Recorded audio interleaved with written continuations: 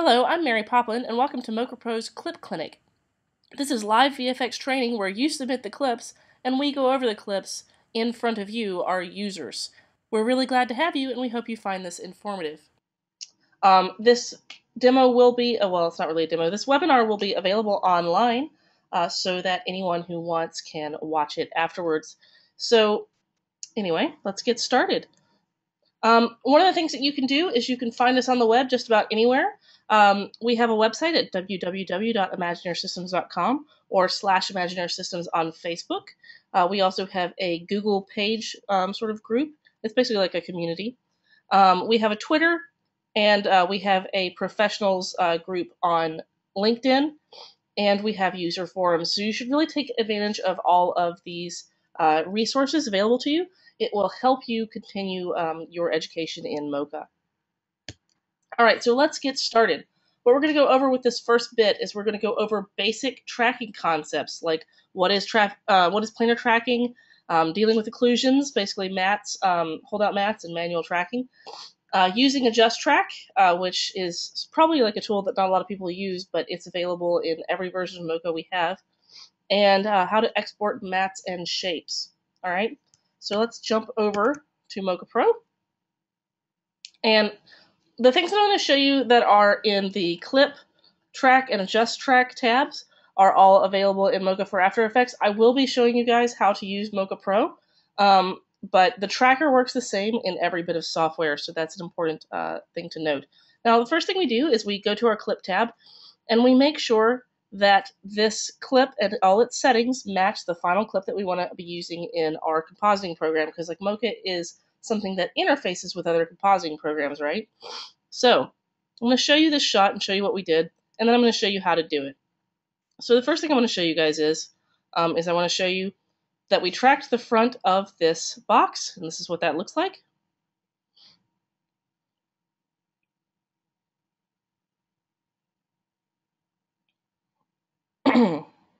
All right, so you can see that my squares stick on really, really nicely to the front of this box. Now, how did we get that when we have challenges in this shot? Now, challenges that we face in this shot are this robot going over the front screen here. Also, this octopus being over our shape as well. So let's talk a little bit about how we would solve this. I'm just going to go ahead and hide all of these other layers, and we're going to start this from scratch as if we had not solved this shot already. All right, so let's talk a little bit about how that works. The first thing we're going to do is we're going to take our X-splines. Now we have Beziers and X-splines. You can use whichever one you like. I like to use X-splines, okay? And we're going to go ahead and we're going to draw a shape around the robot here in our shot, okay? And what this is going to do is this is going to hold this robot out of my track. So let's go to here. We're going to track from the middle to either side, all right? So I'm going to take this shape and I'm going to move it around my robot right here, all right? And I'm going to go back to my first keyframe and delete it, come back here. Now what we're going to do is we're just going to go ahead and let Mocha track this robot over the sections where it moves over the front of this cube.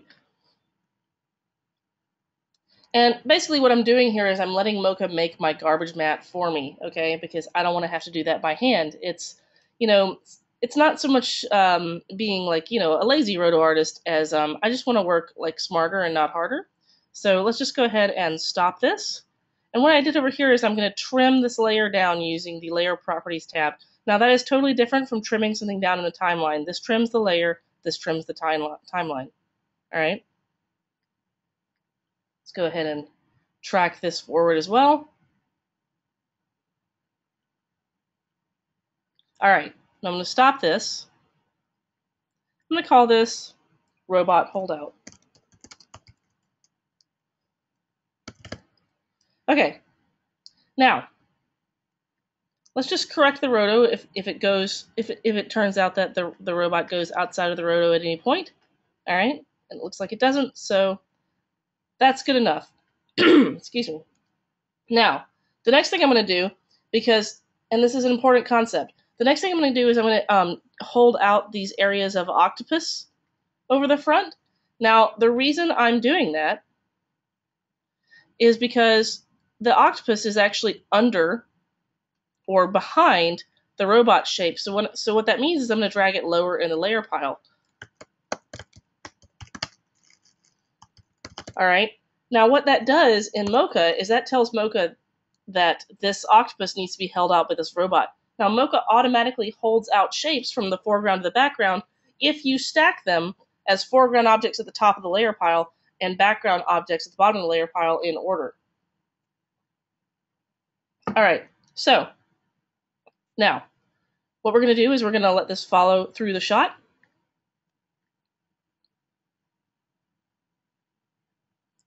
What we're going to do is we're going to turn our gear off for our other layer, and the reason we do that is because we don't want Mocha to track that anymore. I'm actually going to lock it as well. And the reason I lock layers is because I don't want to mess up my shot. I don't want to mess up my track. Okay, so if I'm going a little slower than you guys are used to, it's because we have a lot of people here, and it's a very international group. Usually I fly through my demos, but in this case I'm going to try to be slow, concise, and clear. All right, so let's just adjust our roto and make sure that those octopus legs are inside the shape at all times.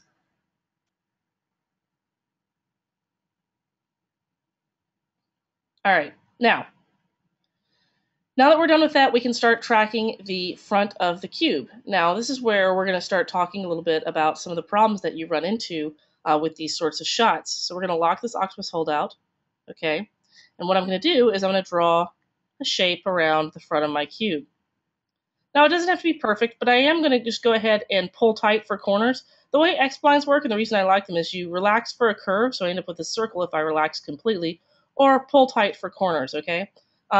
Now, that actually works really nice with our tracking data because when you skew, you don't have to adjust as many points as you do on, say, something like a Bezier, which has handlebars, okay? So we're going to call this front of box track, okay, or front of rubrics track, right? And we're just going to go ahead and track translation, scale, rotation, shear, and perspective. Let's talk a little bit about what that means, okay?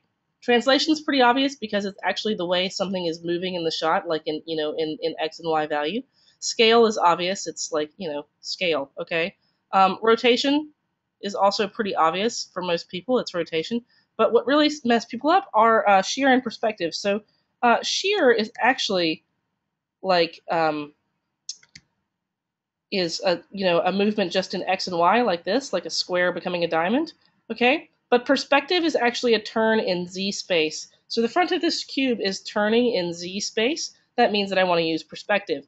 Now, also minimum percent of pixels used. What this means is that Mocha is going to try to match 50% of the pixels in this shape over time. So what we're going to do is we're going to look in this frame. We're going to track one frame forward, and Mocha is going to try to match that pattern that it sees inside the shape, holding out these other shapes, okay, over time. All right, so let's just go ahead and track that backwards. And actually, let's do this other thing that I like to do. I also like to just come in here and I like to align my surface tool to the front of my cube. The reason I like to do that is because I can now see what the track is doing as it tracks through space. Now, we're going to see that when this robot starts to completely occlude, we're going to have a tracking problem, okay? Like right here, there's just not enough data for Mocha to grab a hold of, okay? Now, there's a reason for that. The reason is Mocha needs patterns of texture to track. Now, there's not really a whole lot of texture on the front of this cube because it's a flat color. So what we need to do is we need to tell Mocha how to track this properly. So what that means is I'm going to go down to manual track here, and I'm actually going to delete these keys. All right. Now, the reason I'm doing that, and I can also do this in the dope sheet if I want. Like I can go down to my dope sheet, and I can go to my front of box track, track, and I could just delete those keys, okay? So what I'm going to do now is I'm going to go back to my frame here on manual track that looks solid. And I'm going to jump ahead, actually, because our workflow did not quite work. Like our holdout didn't work. So what I'm showing you is an alternative to holdouts, which is using manual track, where I basically go in and I align the points of my surface tool to the corners of this box. Now you see how my surface tool has gotten like a dashed sort of dashed in dots on the edges of the surface. That is the reason for that is that now means that Mocha will use the surface tool to drive the track. It's the only time Mocha will ever use the surface tool to drive the track, and you have to tell it to do that. So let's go back to large motion tracking, and let's just go ahead and finish this shot by tracking forward. All right, the last thing I'm going to want to do to this shot in order to make this look really solid is I'm going to try to use I'm going to basically try to use the cube here to be my reference points for AdjustTrack. All right, so let's go to AdjustTrack. What we're going to want to do is we're going to want to pick 4 points that are in the shot at all times. Okay, so in this case, I'm going to pick, and this is a good time to turn on your thumbnail view, because basically what this does is this will show you where you are on the edge of something. We're going to find 4 reference points that we can find again throughout the shot. So in this case, I'm going to pick these 4 points. All right. And we're going to say set master all. We're going to try to correct this where it goes off. So that looks like it's fine, but let's check our points. All right. We can hit auto, auto, and auto. Now the thing about auto is Mocha does not always do auto correctly. And as the artist, I have to tell it where it's wrong. So in this case, I'm just going to go ahead and nudge using the down and left arrows to sort of get this to align properly, right? Just like this. And then we're going to jump back to this corner. We're going to adjust this corner so that it matches and goes exactly where it's supposed to go. Can you not hear me in the audience? Okay. All right. Looks like people can hear me. Okay, so now I'm not going to go through and show you like all of the keyframes that I made for this because I don't want to bore you to tears, but I will go ahead and load up the front of my cube over here and show you in AdjustTrack what that looks like. So let's just turn this on. All right, and you can see I have a keyframe here, here, here, here, and here.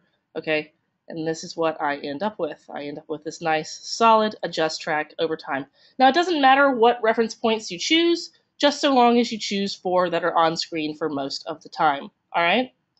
Now, let's talk about some of the practical applications for this, like what you can do with this. So, what you can do with this now is if you want to composite something onto the front of this spline, onto the front of this cube, what you would do is you would export your tracking data. Now, we can export our tracking data to a number of different places. We can take things to After Effects, right, as basically as corner pins or nulls, which is transform data, right? We can take things to Scratch, assimilate Scratch. We can do Autodesk, point tracker, and stabilizer data.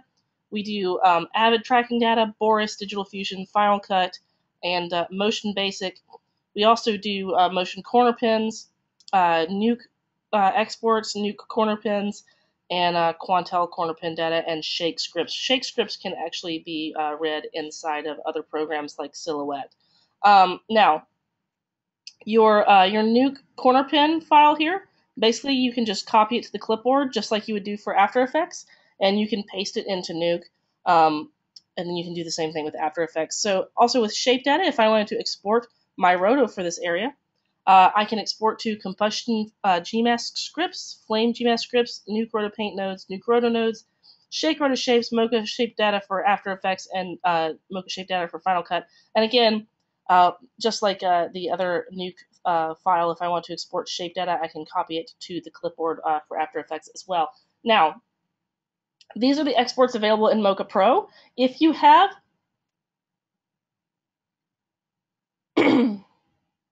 so if you have basically your shape data down and okay, I'm sorry, let me start over.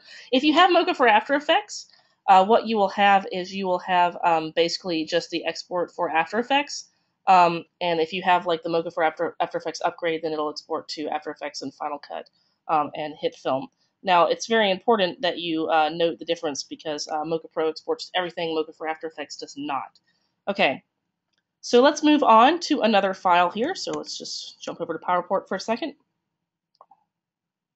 And we're going to talk about tracking severe planar motion. Okay, Now, what this means is that this is talking about planes that are moving in ways that are very hard to track, like coming close to the camera or going off screen, etc., and how you deal with those sorts of problems.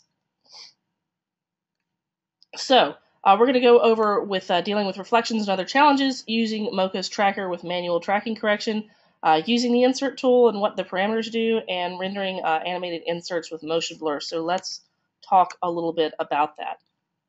I'm going to jump over here and we're going to open up some footage from Jason Shitters. All right, so let's just talk a little bit about what we've done with this shot, and then I'll show you how to do it. What we've done is we've composited inside of Mocha a very quick screen insert on top of this laptop. Now the challenge for this shot comes right here when the laptop closes and goes off screen. Now this is the sort of question that I get from a lot of customers all the time about basically how do we deal with this sort of extreme tracking motion. And this should be a difficult shot to track. Now, it's not that bad. All right, and let's talk a little bit about how to solve this. All right, let's go ahead and just basically turn our insert clip off and hide this previous shape. And let's do one thing as well. I want to show you guys, you know how dark this is? I mean, this is a super dark shot. We might not really be getting good data out of here. So what I can do is I can go to my settings and my color space settings, and I can actually just bump the gamma up on this video so that I can get some better information to track. So I'm just going to bump it up to 1.5, and then we're going to come over here and start tracking. All right. Now, there's other problems with this shot. So look over here. We've got this sort of reflection going on in the shot. Now, we don't ever want to track reflections in Mocha because what reflections actually are reflecting is planar data somewhere across the room.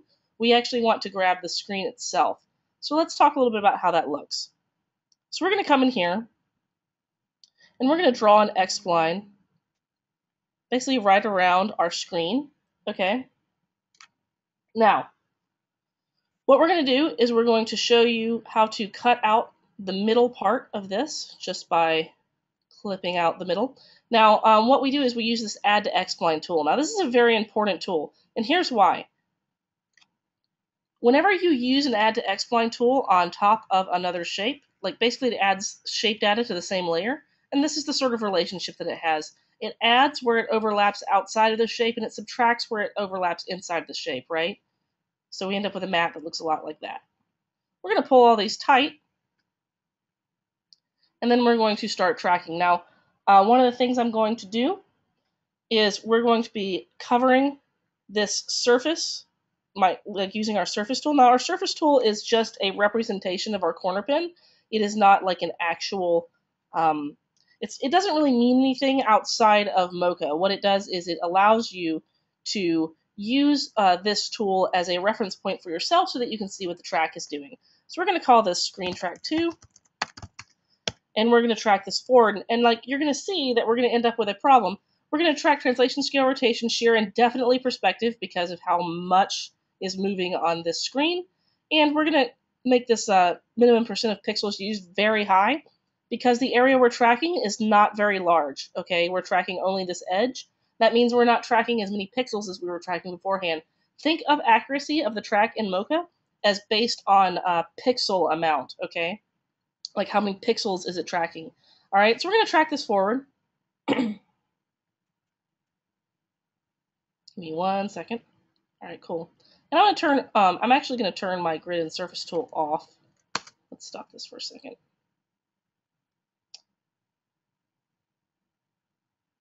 All right, I'm going to turn my grid and surface tool off because I don't actually want to see it.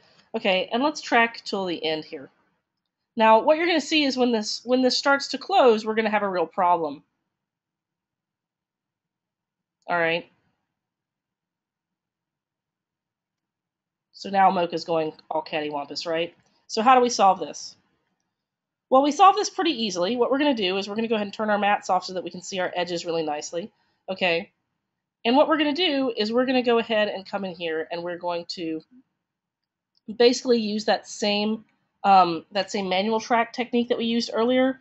But what's going to be really cool about this is that we're going to use that manual track tool in tandem with how the tracker works. So let me show you what I mean. We're going to go to manual track. I'm going to go ahead and delete my previous keyframes. You know, and again, I can do that in the dope sheet if I want to as well. So we'll go to here and just delete these keyframes out, right? And we're going to trim this shot to here, okay? So this is the last place I should see the screen. I'm going to trim the layer to there. Now, I'm going to go back to my track tab. Using manual track, I'm going to ask Mocha to see if it can find the next area by just using regular track, and I'm going to correct it where it's wrong. So what we're going to do here is start correcting it, right? You see how it went off there and I just nudged the edge down right here? We're just going to nudge the edge down, all right? We're going to do that frame by frame, okay, for the rest of the shot. Now, the reason I like to use frame by frame for this as opposed to jumping 5 frames ahead is actually because I think I will get better results for the animation that way. There are plenty of cases where where you want to actually leave more spaces so that the animation is smoother, but not for something like this. And the reason for that is the motion is so extreme that you really need to find the edges properly. So that is why I'm using this technique. Now, you see how Mocha gets me most of the way there and then I have to correct it? That's exactly what we're trying to do here. Okay, we're going to try to just get most of the way there and then I'm going to correct the work until we're done. And we're almost done. And as soon as we're done, we'll talk a little bit about the insert and the and basically motion blur and stuff like that. So let me just finish correcting these final frames. All right, here, here, here, and here. All right, and one more. There we are. So, you see how there's just extreme motion here. Now, if this were on an organic shape, I would still have to find features that I could use to align with manual track. So there's my very nice track. Now, we're going to go back to large motion. And what I'm going to do is I'm going to shrink this surface back down to the size of the actual screen. Okay. And again, this is where your thumbnails come in handy for detail find work where you have to find corners for things. What we're going to do is we're just going to go ahead and import an insert clip for this. That means we go to the Layer Properties tab, we go to the Insert Clip tab, we navigate to Import, and I choose my clip. All right, now in this case, we're just going to put our logo on here, our animated logo. And it will sync it up with the rest of the shot based on frame range. Now what I can do is I could go over to my Insert tab, and I could export this right now as a corner pin and do pre-comps and After Effects and all that good stuff, and we have tons of tutorials on how that works. Or I could do it the easy way in Mocha Pro by basically going over to the Insert tab, turning Motion Blur on, and then just rendering this out. So what that looks like is this. I'm just going to render this out as we go. And what you'll see is that Mocha will render this insert out with its own alpha channel and its own motion blur, right, that I can then just drop into my comp. And if you'll bear with me, we'll just render this out so you can see it play at speed. Now, when you're done rendering out something out of Mocha, what you can do is you can go to File and you can go to Export Rendered Clip. And then you can export this clip however you would like. However, these files also exist in your results folder, and if you don't want to render them twice, you don't have to. It's just that when you quit Mocha, you want to make sure that you retain cached renders. Otherwise, you will delete all of your renders before they are gone. So let's just play that through here in a second. All right, perfect. So that is how that looks. Now, like I said before, if I wanted to export this out, what I would do is I would just go to File, and then Export Rendered Clip, and I can export this however I like. However, they are also in my results folder. All right. Now, that's that. We're going to touch on other more advanced techniques here in 1 second. One of those is going to be Roto.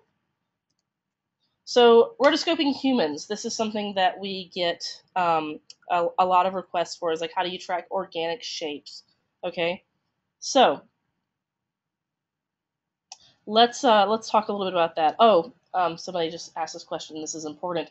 After your gamma adjustments inside of Mocha, if you're going to render out something using the back plate, you want to adjust your gamma back to the original settings in order to not render out that gamma with the shot.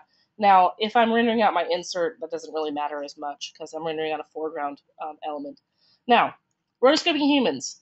Basically, we're going to talk about tracking shapes and roto shapes, X-splines versus Bezier splines, using the join layers tool, matte colors and layer organization, and rendering mattes with motion blur. So let's talk a little bit about that. Okay. We're going to go to here.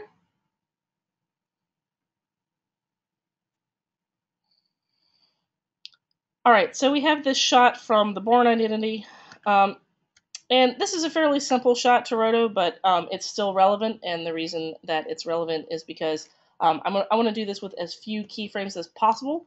If you were rotoing this by hand, you would have a lot of keyframes. You would have like a keyframe every 2 or 3 frames, okay? Now, the way we handle this as Mocha is we actually end up with way less keyframes. So, how does that work? Well, that works a little bit like this. I'll just click on a shape here for my guy. Ed Norton here, and we'll talk a little bit about how many keyframes we're using. We're usually using about 4 keyframes on the shapes that we have rotoed for him. And let's talk a little bit, anywhere from 3 to 4, let's talk a little bit about how that works. So we'll go over the basic principles of this. Now, if I were rotoing the girl from like Black Swan, at the end of the movie where she's turning into the Black Swan and she's dancing on stage, what that's going to mean is I'm still going to have to do a lot of hand roto. Mocha will get me like, some of the information, but I will still have to do a fair amount of hand roto in order to solve that. So we're going to solve the sort of bulk of your roto, but there are going to be some things that you're just going to have to hand roto. All right, so let's talk about how to solve this sort of shot. Now, one of the things I want to talk about is tracking shapes versus roto shapes. All right, so you'll notice I just drew this big sloppy shape around his head to track it. Now, I don't really want to deal with having to make fine roto and then adjust it as I go. That is a workflow you can do, but it's not one we recommend. So for newbies, what we recommend is that you just go ahead and very quickly track the basic thrust of the motion for the areas that you're trying to make roto for, and then you make your complex roto after that, and you hook it up to, you basically make the track drive your fine roto shape. I'm going to show you exactly what I mean here in 1 second. Another thing I want to point out is that I use a lot of X-splines for roto. You can use Beziers. They're right here if you like them, right? But I don't like them as much, all right?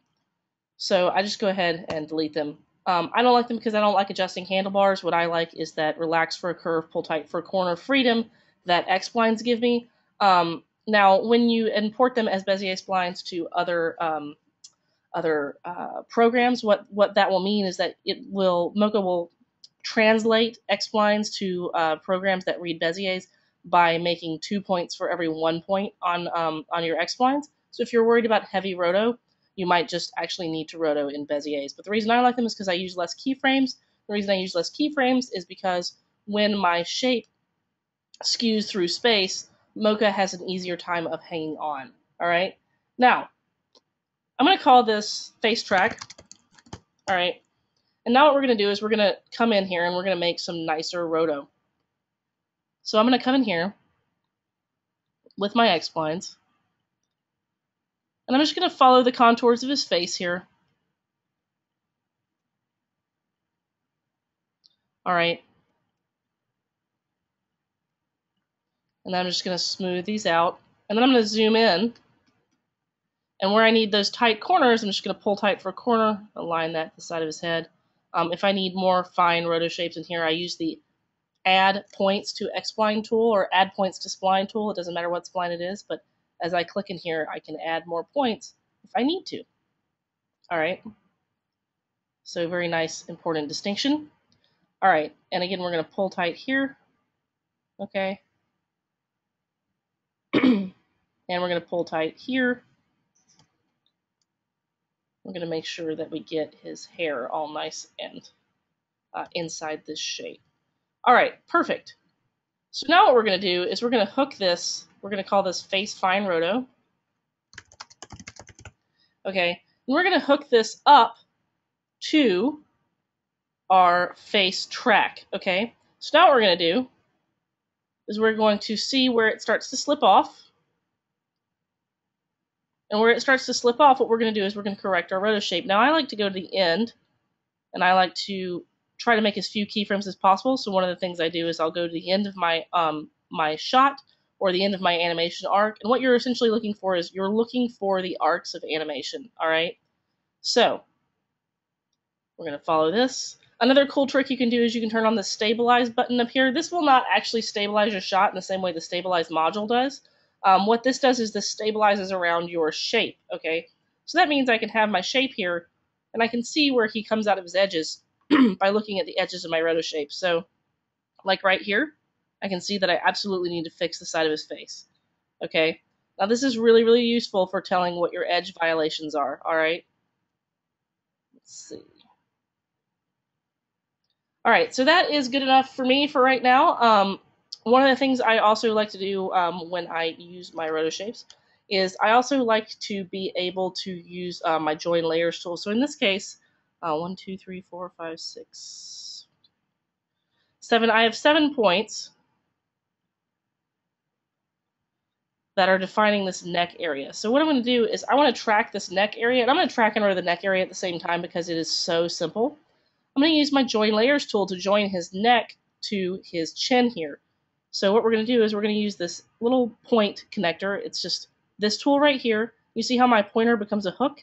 I'm now hooking these points together over time. All right. And hook and hook. Well, where is it? It's right there. All right, so now I have my neck shapes all hooked up. I'm going to adjust this point up here.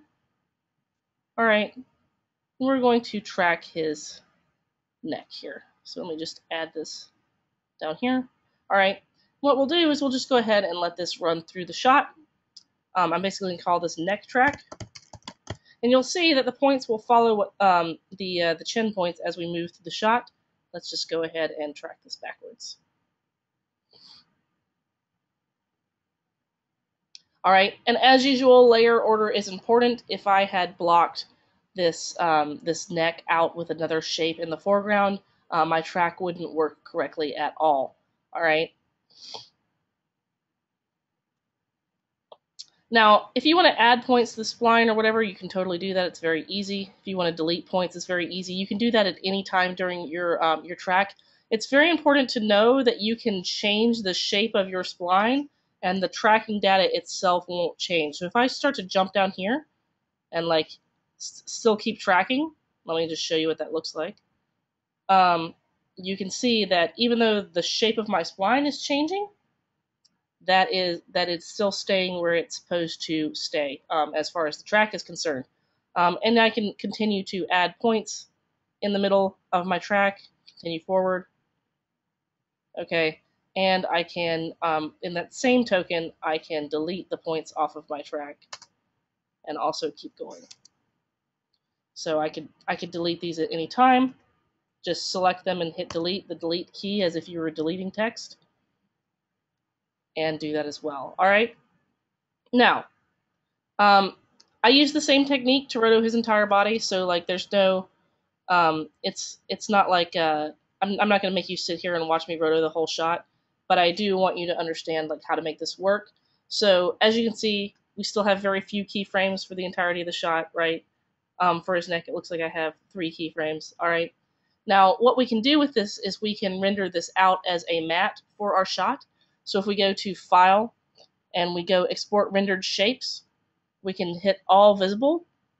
So all of these mattes are visible. And I can render them out as a QuickTime movie or an image sequence. Okay. And what that will do is that will render these out with motion blur as well, which is super handy for making really nice mattes. And yeah, the join layers tool is right here. So let's just show you where that is one more time. And I'll just make two shapes so that we can hook them together. It's this tool right here is the join layers tool. It looks like a vampire smile or a ladybug head. It's like a C with teeth, okay? All right, what we do is we just hook them just by dragging the points over one another, and then they're hooked for the rest of the shot. All right, now, someone had asked to see that again.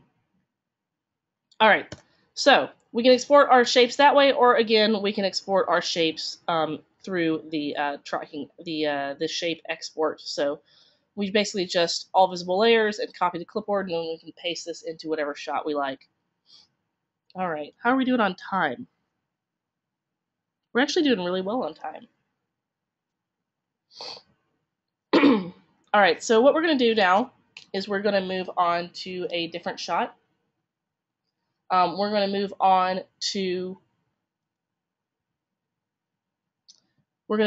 to our remove. So let's go over here. And we're going to talk a little bit about rig removal, okay?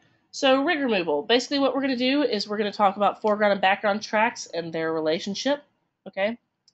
And we're going to talk about layer order. Basically, again, we're going to reinforce the idea that objects closest to the camera are at the top of the layer pile, and objects furthest from the camera are at the bottom of the layer pile in a user-defined way. And we're going to talk about the remove tool settings and using clean plates. And we're going to talk about rendering and finishing, how to complete clean plate shots, okay? All right, so let's load this up.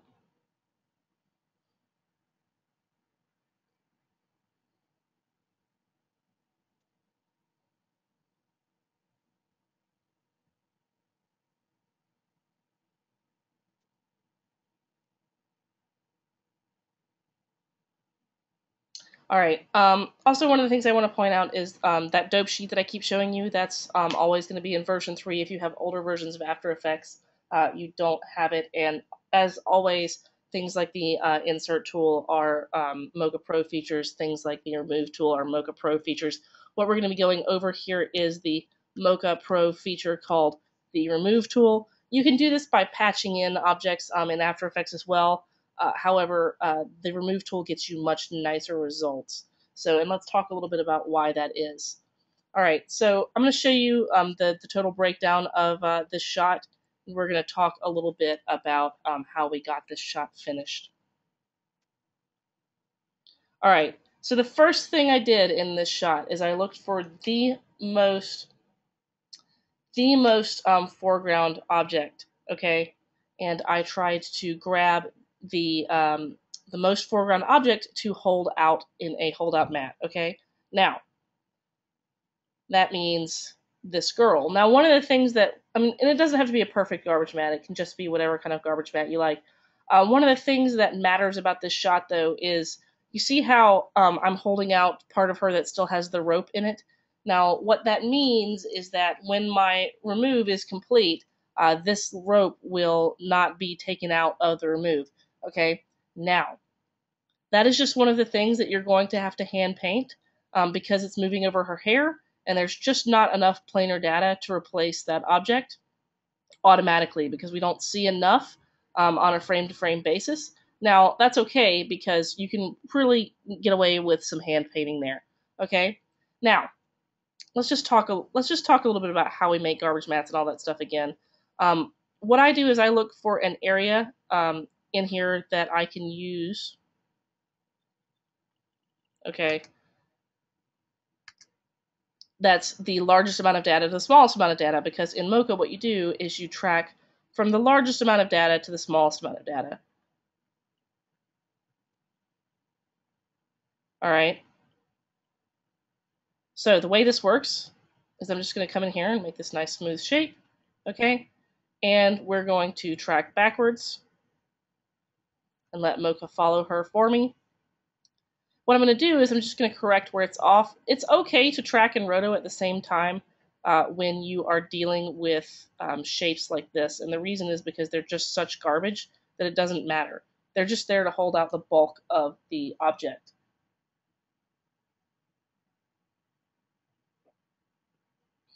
All right.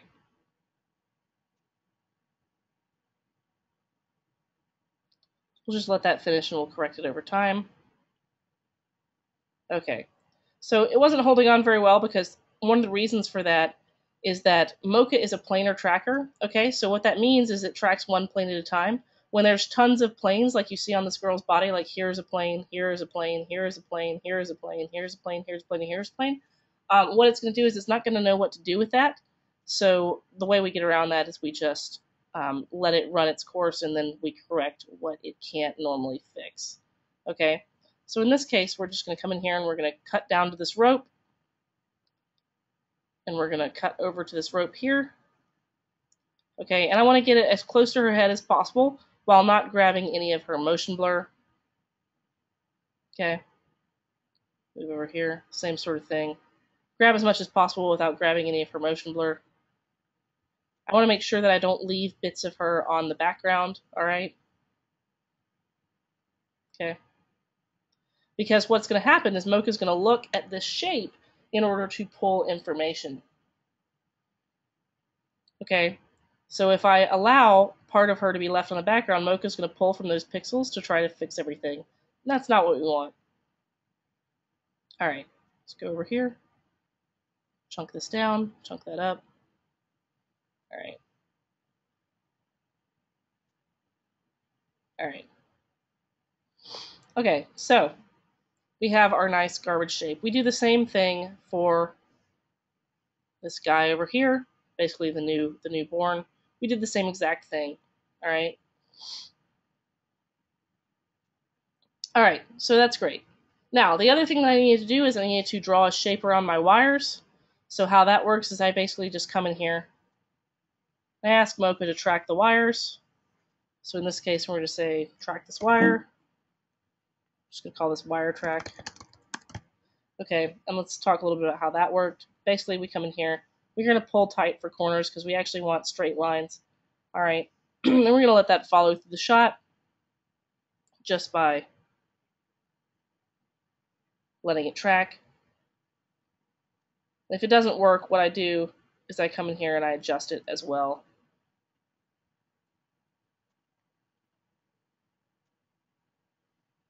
So sometimes you'll really be able to track a wire, sometimes you won't. Just depends on the wire. We'll just continue to try to track backwards from there. Okay. And let's just adjust the roto for this wire.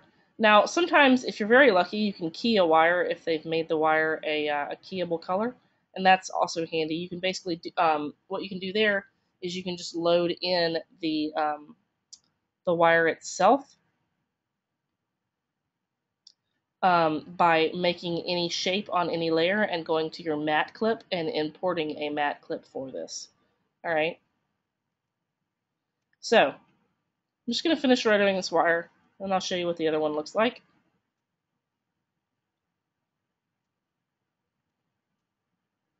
Okay. All right. So, not as perfect as I would have liked, but sometimes that's just the way it is. All right, so that's my wire rotoed. And then here is my left wire, same thing. I just ended up doing that by hand. All right. And then what we do, and what the most important thing in Mocha to do, is we do a background track. So I'm going to go ahead and I'm going to delete these these newer layers. Okay. I'm just going to turn everything on so you can see it. We're going to turn everything back off so that it doesn't get in the way. And now let's talk a little bit about tracking the background. So it doesn't matter what you do for these foreground shapes here. Okay. They're just defining the area to be removed and the area to hold out of the background and the wires. Okay. Now, what I do here is I come over here to the wall track. What we do is we're going to retrack these walls. Okay, so what we do So we make sure that these walls are underneath everything so that we can use these to hold out from our track. We're just going to track them forward by turning their gears on and hitting track. All right. So what this is going to do is this is going to go through my shot, and it's going to track my walls and my wires. Okay.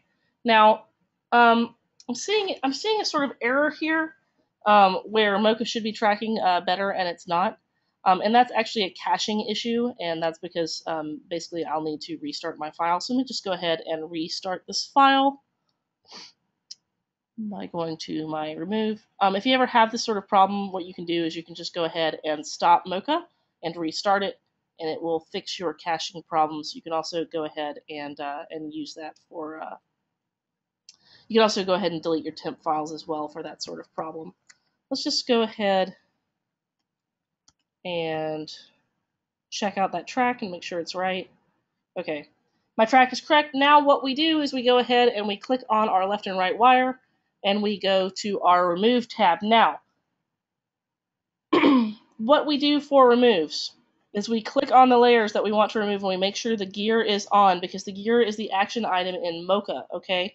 Now what that means is that anytime the gear is on, anything that you are doing in that module, whether it be rendering or tracking, is going to be active. So you want to make sure that your gears are off every single time you try to use this software. Now, so you don't want to retrack your layers, is what I'm saying.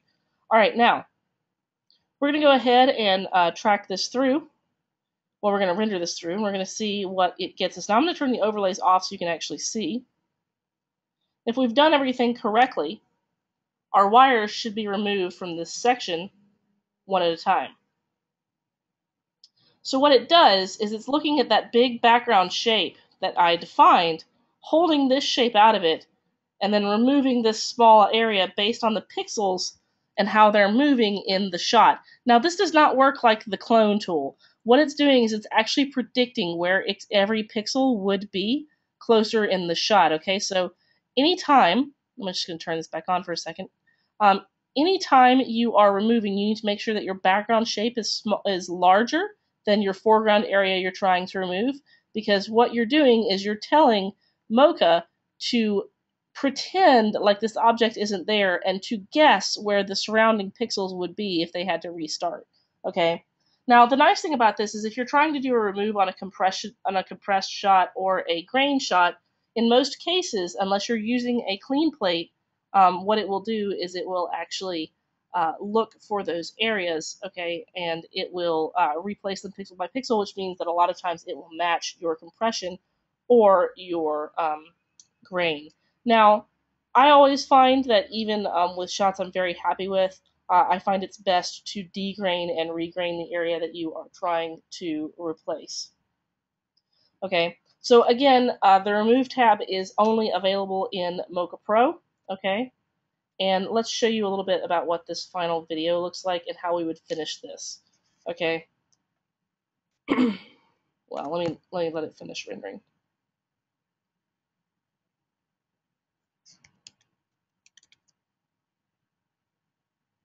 Okay, so how that ends up looking, I'm actually just going to play this through as opposed to opening up a render. So how that actually ends up looking is it looks like this. All right, so there are still pieces here that I would have to hand paint, but Mocha's gotten me 90% of the way there. So for how I would finish this shot is I would take this rendered clip, and I would take my left and right wire, and I would go to like basically export my shape data into After Effects or Nuke, depending on what I was using, and I would use that as a matte for my my remove. Okay, so just like as a mask, right?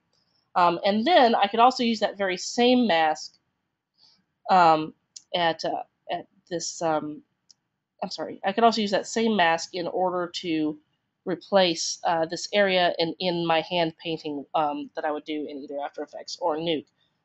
Now we don't have paint tools inside of Mocha, so whatever you get out of the remove is what you get. Now luckily it will get you 80 or 90% of the way there. Sometimes it gets you 100% of the way there. You just have to fiddle and see what your results are. Now, we're actually we're actually doing really well on time, which makes me think that I rushed. So what I'd like to do now is basically cover some other modules just right quick. I don't know if you guys have seen the lens correction tool or anything like that. So I'm going to go over those sorts of questions. Actually, stand by 1 second. Let's see. I can actually open.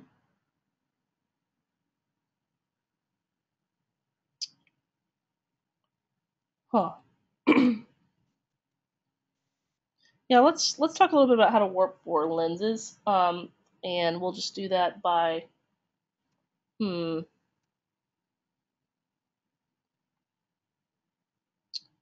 see. Oh, let's do the ESPN one because that actually shows how to solve for lenses really well. Okay. At this point, I kind of want to talk about some of the things that are available in the upgrade for Mocha for After Effects and also available in Mocha Pro, which is the lens tool. Now, new in our version 3, we actually allow you to export this lens data if you need to do inserts for a shot like this. So let's talk a little bit about how that works. What we do is we do a visual solve based on what should be straight in the shot. So what we do is we ask Mocha to locate all of the lines that need to be straight. Okay. So in this case, I think these lines need to be straight, so I hit N for new line, and I connect the dots. I hit N for new line, and I connect the dots. One more time of hitting N for new line and connecting the dots, and one more time of N for new line and connecting the dots. Now, what that means is that Mocha is going to look at these two broken lines, and it's going to know that that's a curve. And it's going to know that that's a curve that I want to be straight, okay? So, how that works is we go ahead and we use a one parameter distortion, okay? And we basically turn our grid on so that we can see how this works. We hit calibrate, okay? Now what that does is Mocha will now guess as to what the warp of the lens is, and we can export that to After Effects. So we can go to Mocha Lens for After Effects and copy it to clipboard, paste it in as a effect, or we can render out our lens as a distortion map clip, okay? And what that is that's an RGB value clip that we can then use in compositors like Nuke or Flames, okay? Now, as soon as I'm done with this, I'm going to go back to taking live questions with Ross, so just bear with me. What we're going to do is we're going to go ahead and track this shot just to make sure that everything is correct. Okay, so it looks like everything is correct. It looks like if I align my surface tool, this is a really good way to check. Again, the surface tool is about checking your data and exporting your data. But if I align my surface tool to all four of these corners and they match the curve, that's how I know that my shot is correct, okay? Now, that's how I know my curve is correct. All right, now we can just go ahead and track this through the shot. I'm going to track this on 45 minimum percent of pixels used. Now again, that is a percentage of pixels it's trying to match over time. What that means is it's going through the shot and it's saying, okay, 45% of these pixels match. That's good enough for me. Think of it as a tolerance level. Okay? Like it's a tolerance level, not like it's trying to match exactly that, okay? You can't determine what 40 pixels it's trying to match. All right? So we're going to track that through the shot, and you can see that it's warping according to the lens. Okay? Now, what can you do with that? Okay, so now you can do that same, you know how I showed you with the insert tool, you can just basically plop your corner pin back into the shot. I can do the same thing just by going to the insert clip, putting like our logo on there, or basically importing something on here. So I could go to our,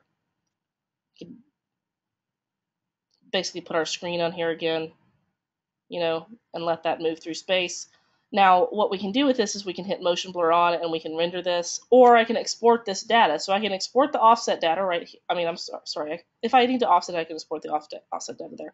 But I can either export my tracking data, okay, and export my lens data and do my final compositing in After Effects, or I can go to the Insert tab and render it out. Now, because this is a Mocha Pro demo, I'm going to show you how to render it out. We do have tons of demos, though, online that show you how to do this by hand in After Effects. I just don't know why you'd want to if you have an easier way to do it. Actually, I'm going to overscan this right quick. Let me turn my surface tool back on. I'm I'm going to overscan this because I want to render over the motion blur that we've got going on here. Now, if I were really going to finish the shot, I would render this as a black square, and then I would render it as a smaller, like, actual screen insert. But for the purpose of this demo, we're just going to render it overscanned so that it compensates for our motion blur. So let's see how that looks.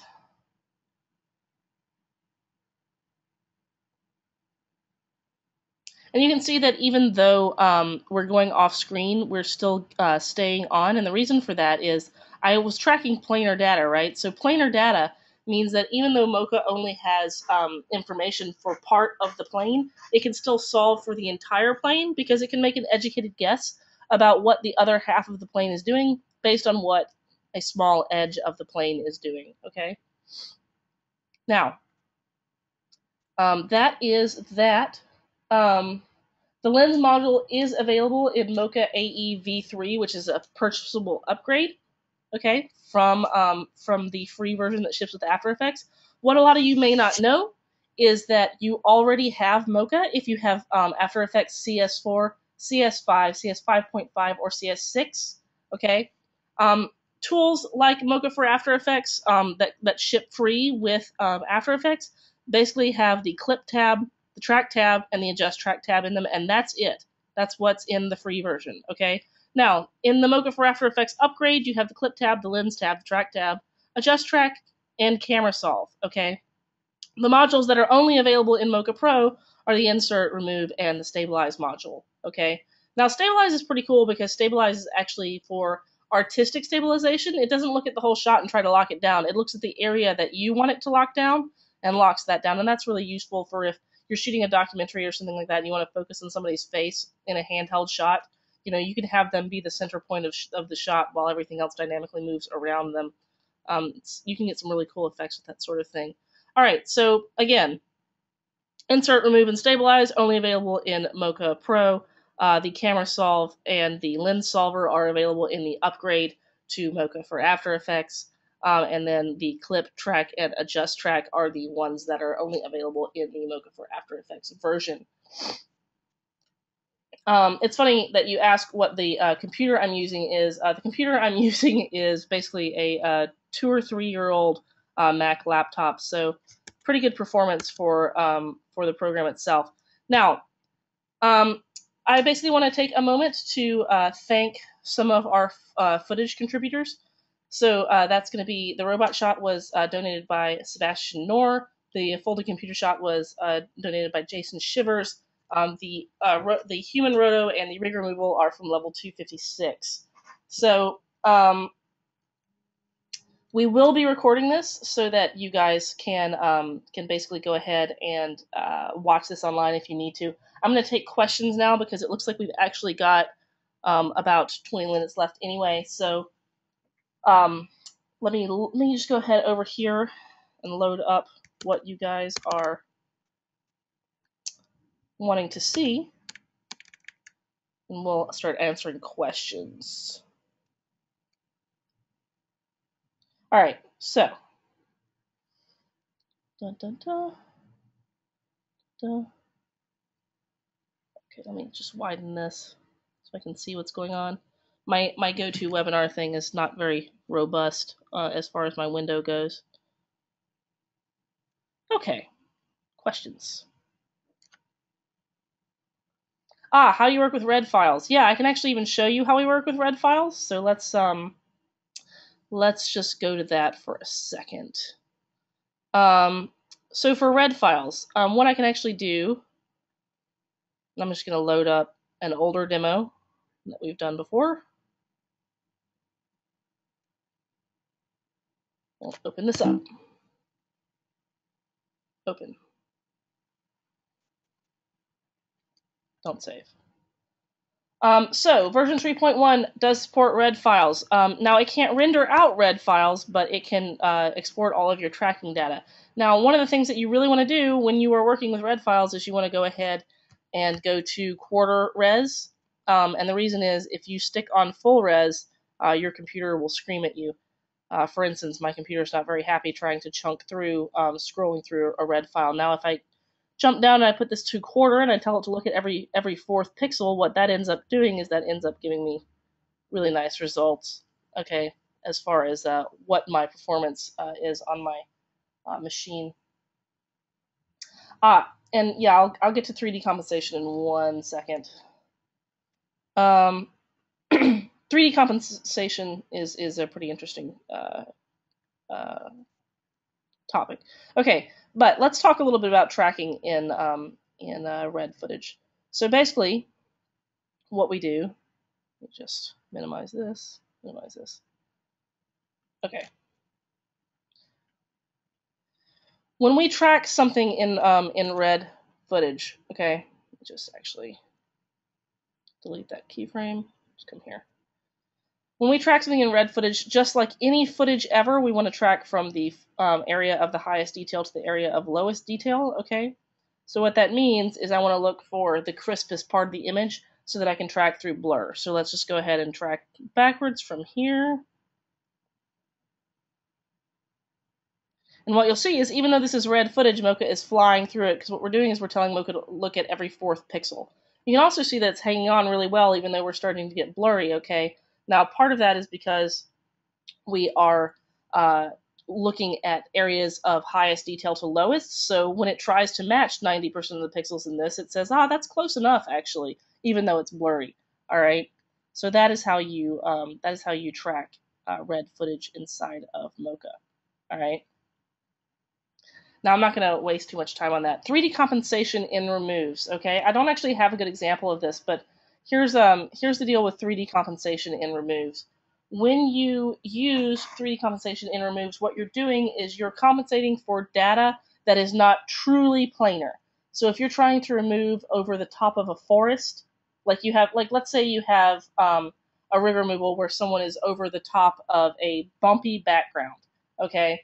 That is what 3D compensation is for. It handles the dimensional problems that come with having a large amount of warp on the planar data that you're trying to track. Okay, let's see what other questions we have to answer. I'm just going to go ahead and keep this tracking while we're talking. Okay, let's see. Gosh, there's a lot of questions, guys. What's the difference between tracking and roto? Okay, the difference between tracking and roto is when I'm tracking, I use my bulk shapes to track. Roto is a fine shape that is meant to hold data inside the shape in another program. Okay, so Mocha uses splines to see what it's tracking, but the roto itself is something different entirely because the roto is actually used as a mask. Okay. And somebody asked about edge feathering, so let me show you an example of what that actually looks like. So here's my mat, okay? If I want to use edge feathering in Mocha, I can do that by moving the inner points in, and it feathers. It's pretty much just the way that any sort of roto tool works, like in Nuke or anything else like that. Okay, so that is our edge feathering. Let's see. Better to load? Is it better to load a video footage or a photo sequence? It actually doesn't really matter. What you want to actually load is the least compressed footage that you have. So if you have ProRes or something like that, use that. But don't use JPEG compression, because what JPEG compression does is JPEG compression looks at a large amount of pixels and tries to match them all down to large areas of a single color of pixel, and that messes Mocha up because Mocha is actually tracking pixel to pixel movement. When you crunch all of those pixels together into one, you actually get some bad results. So let's see. Luminance versus auto channel. Okay, so luminance versus auto channel. Luminance is basically the RGB values in a shot that Mocha uses to try to judge pixel motion based on. Okay, now auto channel is for crunchy shots that have been color corrected down to one base color, like a nighttime shot that's gone blue. Okay, auto channel will look for either the R channel, G channel, or B channel, right? RGB, to see what looks best to mocha. So mocha is making a judgment call on what the crunchiest channel is, and then it's picking that. Now the user cannot define that. That is something that is defined in mocha. Also, I wanted to let you guys know, you guys can download Mocha Pro for free for a 2-week fully unlocked trial. I really recommend you do so, and I recommend that you sit down with the Mocha Fundamentals training from Ben Brownlee. It's on our website. It's free if you stream it, and that's about the best deal in town. We also have tons of free training on your website. I want to encourage you to download and test Mocha Pro and use it on every shot, okay? One of the things that we run into with Mocha is people use us like a fire extinguisher, and that's kind of funny because we don't really need to be used as a fire extinguisher. If you used us on every shot, you wouldn't have to do so much fire extinguishing, right? It's kind of like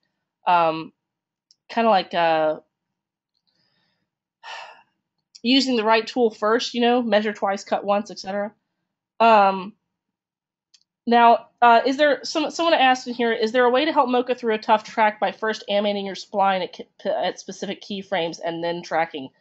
Yes, that actually does help sometimes. Okay, the way that would look is if I was having trouble tracking this guy's back for some reason. How that would work is I would come in here and I would adjust my shape. Let's just go for either. Okay. And then we track between the two of these. Now, one of the things you can do with Mocha is you can track backwards and forwards, and sometimes you will actually get better results tracking backwards and forwards. So if you find that you're slipping for some reason, like if I find that I don't like the way that looks, okay, I can use this to try to correct my shape, okay, and then track between the two of these and see what my results get. Now, always check and see what your track is doing, okay? Because like when you just come in here and you look at the spline is not a good indicator of what the track is actually doing. You want to look at the grid and surface tool because they are actually representative of what the track is doing, okay? The spline doesn't tell you what the track is doing at all. Okay, let's see. Are there any good examples of uses for 3D offset in the insert module? I don't actually have a really good example for that, but basically it's for objects that you can only track a relative plane to.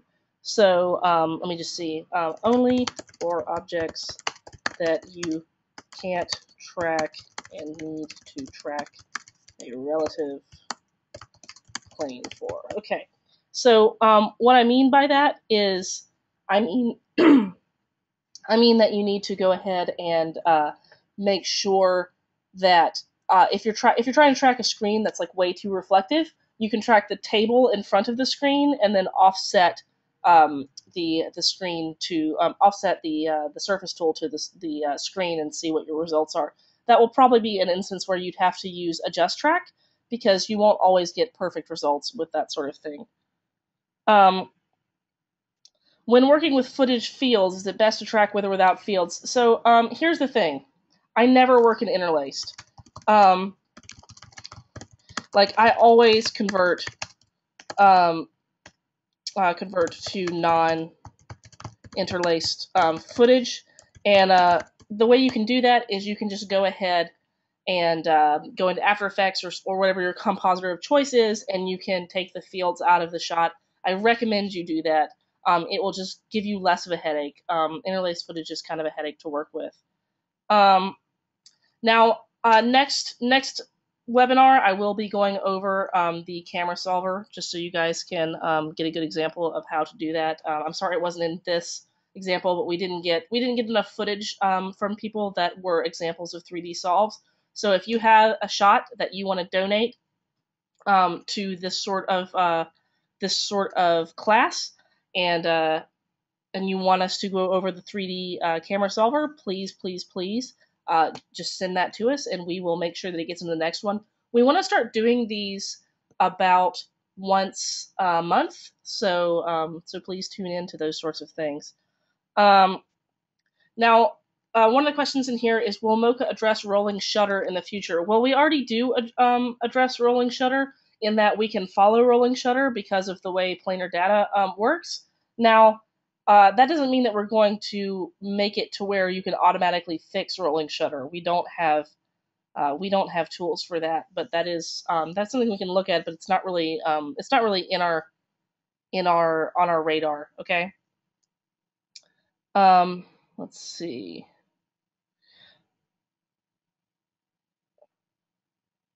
Somebody wants to know if we will consider talking about some compositing that may be really challenging. Yeah, we can touch on stuff like that later, but one of the things I really wanted to show in this webinar was how to use Mocha, not so much how to use other compositing programs. Now, if there's enough demand for that sort of thing, I can show you how Mocha interacts with Nuke and how Mocha interacts with After Effects. But we do assume that you have a basic level of compositing knowledge in order to use Mocha. As far as like how long Mocha takes to learn, if you are extremely skilled at learning software and have a good background in compositing, Mocha should take you about a week to learn. It can take you up to 3 or 4 if you do not have a very good background in compositing, or you have trouble learning new tools. And that's something that's completely normal. Some people have problems learning new tools. One of these questions is, how soon will we be able to use AVCHD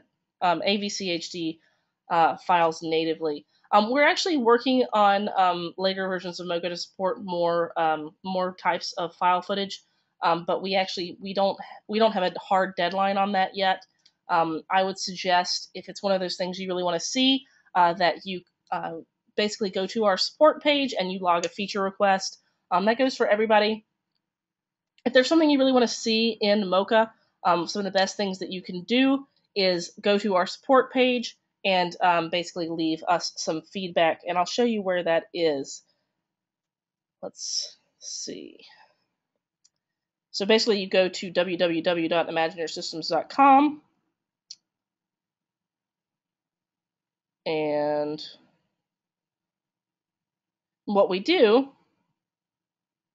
is you go to support and support, and you go to contact support. All right. So under contact support, you can basically fill out your name, last name, email, company, city, country, and phone, inquiry type, etc.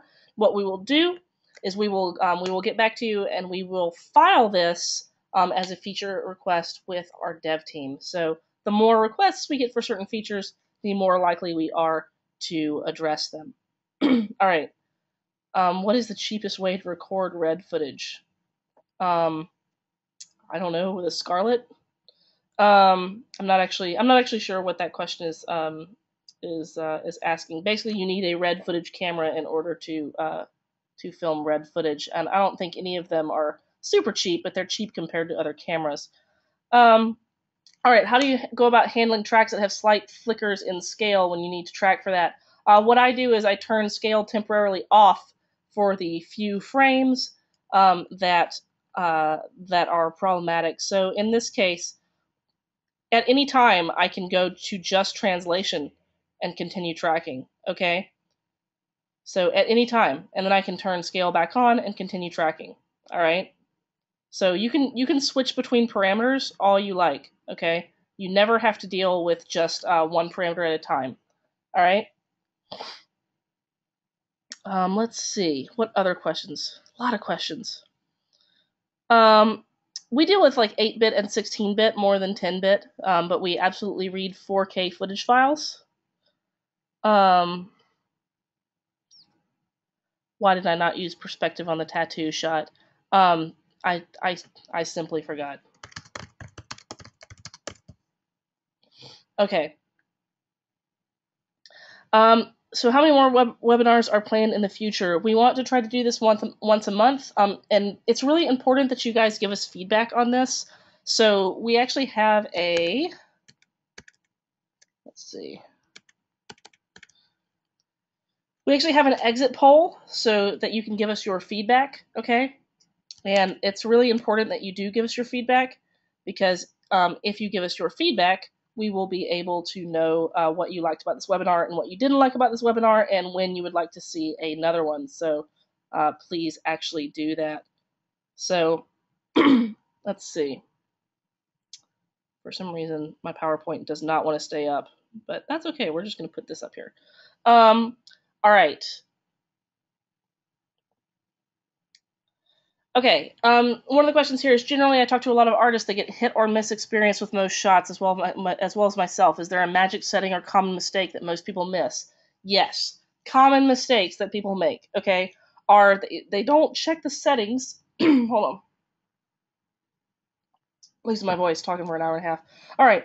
So usually the problems that you run into are people don't check the settings in Mocha and make sure that the clip settings are exactly the same as the settings in whatever compositing program they're trying to end up in. And that means basically height and width, format, basically color space. Also, you want to make sure that your aspect ratio is the exact same. Okay. Otherwise, your tracking data will be off. Now, if you get hit or miss experiences with tracking, it is because you are not thinking in terms of planes, okay? So think of everything in the world as low poly models, okay? Now, when I say low poly models, I mean think of a person's head as like the front plane of their face. For example, here I'll actually just open up my Roto right quick, and we'll talk about some of the planes that you would break this up in if you were really going to track this.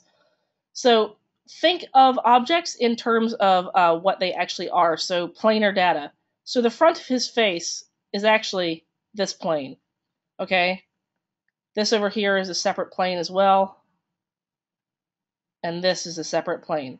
If you think about these objects in terms of low poly models, okay, you'll have a lot easier time tracking your shots. Another magic setting is if your shot is really crunchy, go to auto channel. That will help. If you are having trouble tracking, you want to turn your minimum percent of values, your minimum percent of pixels used value up. If you have a highly rotating shot, like something like the area you're trying to track is rotating quite a bit, you will actually increase your angle search area. And what that will do is that will start to look in larger areas. So, and I'll show you exactly what that looks like. As opposed to looking from like here to here, it will start looking from here to here, okay? And then here to here, all right, when it can't find things. Now that's more computationally expensive, but it's very handy. Also, zoom. If you can't get something to stick on because it's zooming in and out, what you can do is you can basically increase your zoom value as well, and that will also give you better results. Basically, what I'm trying to say is if you have a hit or miss experience with Mocha, my recommendation to you is use it more and learn how the tracker works a little better. We have a fundamentals of Mocha on our website that you should really watch. Let's see, insert and warp. Yeah, so if you guys want to see the insert and warp, one of the ways that we can use, so one of the questions is, can you touch on insert and warp? Well, yes. Let's talk a little bit about that. All right, so I have this insert, like basically I've tracked the front of this guy's face. Let me just go ahead and delete this. Okay, and delete this, and delete this. Okay, but let's say I have the front of his head here, okay? And let's say I want to put something on his forehead, but I want it to match the warp of his forehead, okay? What I'm going to do is I'm going to take my surface tool, I'm going to align it to where it needs to go. I'm going to make sure that my track is solid, and it is, okay? I'm going to take an insert clip, and I'm just going to put our logo on his forehead here, and I'm going to go to my insert clip. Now, we do have a mesh warp in Mocha, and I really like using it. I think it's a very cool tool, but it works in this way. You have basically a mesh warp you can use to sort of adjust how Mocha puts objects onto something in an organic way. All right, so we're just going to make this fit with his head, and then like this. All right, so I've warped this to try to match his head, okay? That is how our warp and insert tool work. You basically can render this out the same way that you would render out any other insert. Now, you cannot export this warp as like a generic insert for any other compositing program. You would have to render it out of Mocha in order to make that work. All right.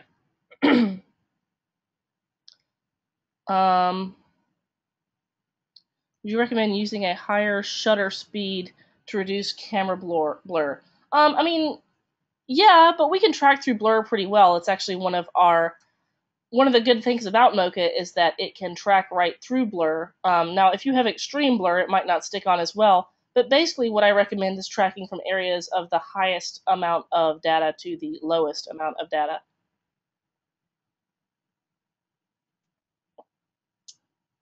Okay, one of the questions here is, why does Mocha Pro seem to not understand Avid DNX HD QuickTime footage when I send it from AE to Mocha Pro? What can I do to fix this?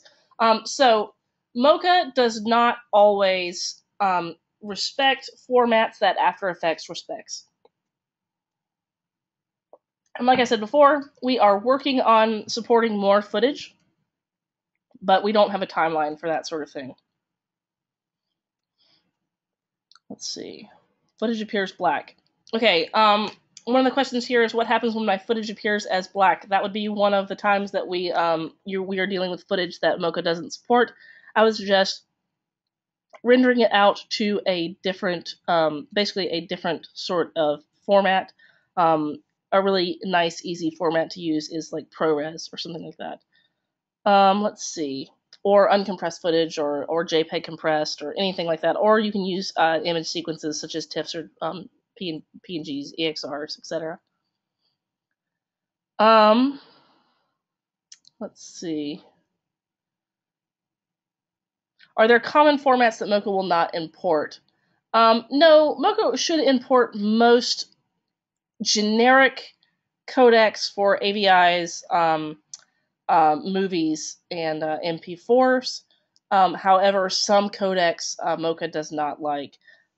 So common codecs that Mocha doesn't like are any sort of custom camera codec that's right off your digital camera. Okay. Let's see. How many questions do we have left to go? Does Mocha calculate lens distortion? Yes, you did miss that. We do calculate lens distortion. If you want to see more on that, we actually have it all over our website for free demos. Let's see. Digital makeup.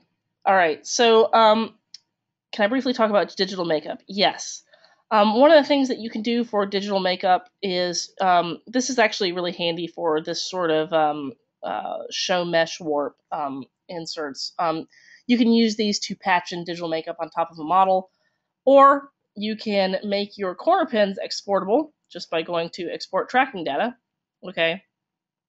You can copy these to the clipboard, and you can use these to drive paint inside of your other compositing programs that you use to do digital makeup. You can also use really fine roto shapes in order to make really nice digital makeup as well. So, like, let's say I wanted to, I don't know, change the color of old Ed Norton's eyes here. What I would do is I would come in here and I would do some basic tracking on his eye. Actually, I think I'm just going to try to track his iris. All right. And I would use this as a roto shape for color correction. So let's just go ahead and track that. Let's see what Mocha holds on to. All right. We'll let that get through the shot. And what we would do is we would take this roto, and in another compositing program, we would go ahead and use this shape to change the color of his eyes using various values inside of After Effects. Now, again, we do expect you to have like a basic knowledge of general compositing knowledge in order to be able to use Mocha properly. So, I mean, it doesn't have to be crazy good, but you basically need to know how to use a mask in order to do digital makeup. Okay, so now I can just export this shape, and actually, I think I'm going to correct this here. I can export this shape right to After Effects, and I could use that to start changing the color of his eyes or something like that for digital makeup. Or, like I said before, I could come in here and I could take a corner pin and I could export this corner pin, all right, as like, I don't know, let's do After Effects corner pin. Actually, let's do After Effects transform data. I could use this as transform data, copy that to clipboard, paste that into Mocha, and then paste that into After Effects, and I could start hooking paint up to these sorts of tracks. All right. Let's see. Can you show an example of digital makeup? I will show an example of digital makeup I'll make sure I make one for the next demo. Right now I don't actually have good footage for that. I'm right there with you with the fire extinguisher metaphor. Thank you. I'm glad. What's the difference between Mocha and Nuke 7's Planar Tracker? Okay, well the difference is, well, one of the differences is an Academy Award. But one of the other differences is that Nuke's Planar Tracker works a lot like a camera tracker, and our Planar Tracker actually works by judging the texture difference over time of a planar surface. So the difference is that they're just completely different tools that may share a name, but the technology and the algorithms that drive them are completely different. If you want to see the true difference between the two, I suggest doing a side-by-side test and see what your results are. Like, obviously Nuke is an amazing tool, you know, and we want everybody to continue to use that. Like, I'm not saying Nuke is a bad tool, because it's not. It's great, but run a side-by-side test and see for yourself what the difference between our Planar Tracker and Nuke's Planar Tracker is. Let's see. How would you mask or rotoscope aircrafts because of the movement of it? Well, I would rotoscope aircrafts the same way I would rotoscope cars or anything like that. I would try to avoid as many reflections as possible, try to get the basic planar data, and then I would use my rotoshapes as hooked up to that planar data, and I would try to correct over time. If you have a specific shot that you are talking about, and this is for Ralph Valkenier, please go ahead and send that to us. If you can get it released, we will go ahead and try to address that sort of problem.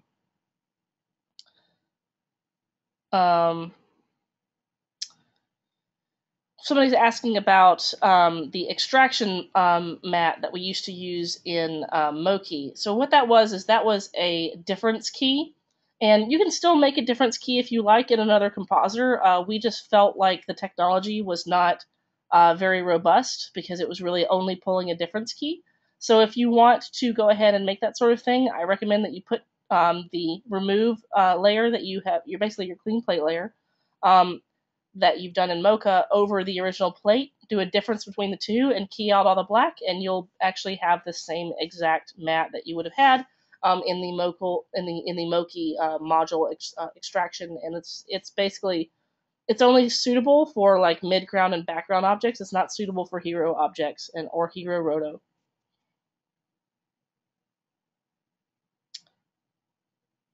Does retracking the shot completely replace the track at that point in time, or is it influenced by the other underlying track? Retracking a part of the shot completely replaces the track, just as an FYI. Okay.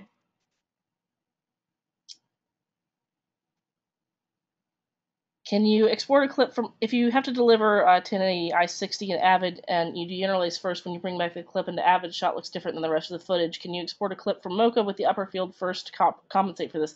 You can import clips in Mocha, as upper field or lower field first, and you can export from Mocha with upper field or lower field first. But again, I don't actually like to use interlaced footage. And yeah, that's from Tim, and we've actually heard that before in the past. And as usual, yeah, you can import any field you like, but I don't actually like using interlaced footage. We actually recommend that you deinterlace and reinterlace. I know that's not the answer that you wanted. Let's see. All right. So at this point, I think we are good to go. We've done as many questions as we can answer. Our time is running out. So thank you for attending, and like I said, please give us your feedback. The winner of the door prize will be notified by email. I am Mary Poplin with Imagineer Systems. This has been a webinar clip clinic where we go over your shots. We'll be trying to do these once a month, so please, please, please send us in your problem footage. And the more footage you send in, the more regular we can do these sorts of clip clinics. Again, thanks for your time, thanks for showing up, and have a wonderful day, okay?